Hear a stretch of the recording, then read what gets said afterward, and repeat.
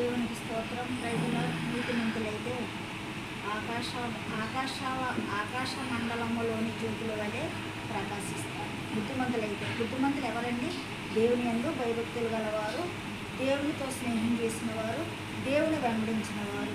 వారు బుద్ధిమంతులుగా జీవించినప్పుడు ఆకాశంలో నక్షత్రాలు ఏ రీతిగా ప్రకాశిస్తాయో వారు కూడా రీతిగా ఉంటారని దానియేలు గ్రంథంలో మరి వాక్యం చదివిస్తుంది.